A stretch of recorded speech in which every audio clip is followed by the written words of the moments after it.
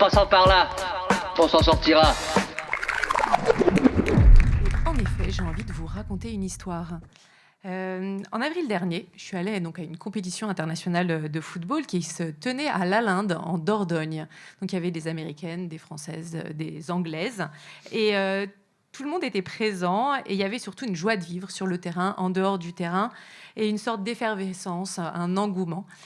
Mais souvent, quand j'en parle, je trouve qu'il y a un certain... Les gens trouvent ça mignon, trouvent ça anecdotique presque, voire étonnant. Alors que pas du tout.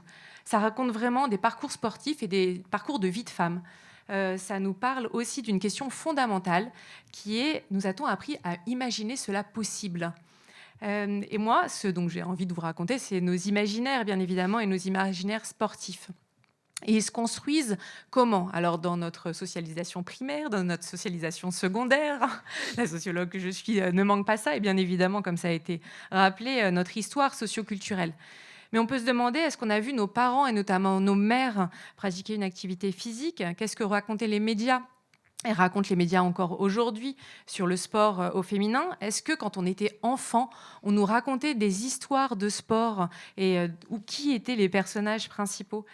Et surtout dans notre société, est-ce qu'on accepte de voir des corps, notamment féminins, des corps féminins qui vieillissent, des corps ridés sur un terrain sportif ?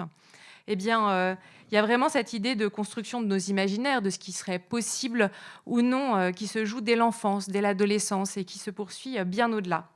Alors, quand une grand-mère glisse ses protèges tibia dans son sac de sport, quand on s'entraîne avec sa mère ou sa grand-mère en fonction de l'âge qu'on l'on a, eh bien, ça change profondément la question parce qu'on va le vivre.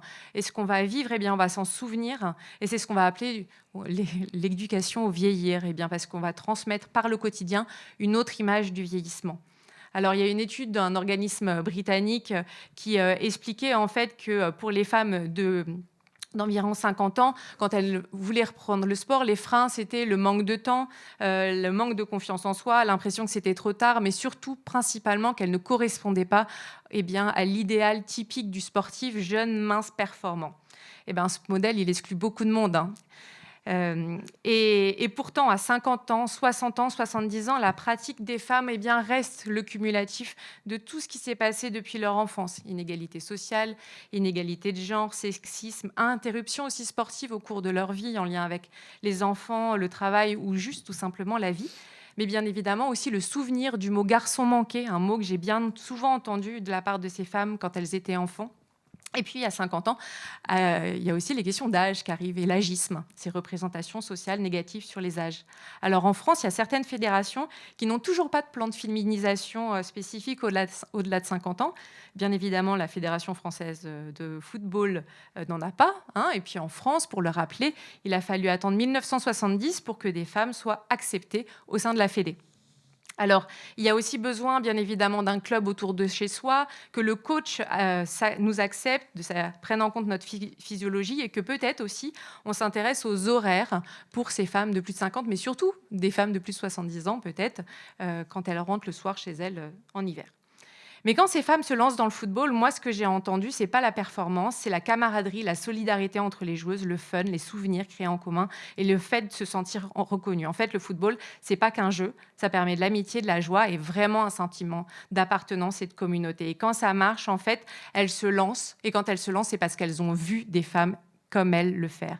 Alors juste une dernière chose, dans une société de la longévité, puisque c'est la société dans laquelle on vit, les imaginaires sportifs doivent se renouveler. On dit aujourd'hui qu'il y aurait 1 million de plus de 60 ans en situation de mort sociale en 2030. Alors peut-être qu'une des réponses, c'est sur un terrain de foot, un vendredi matin, entre femmes qui ont décidé que c'était pas trop tard. Merci beaucoup, Asli.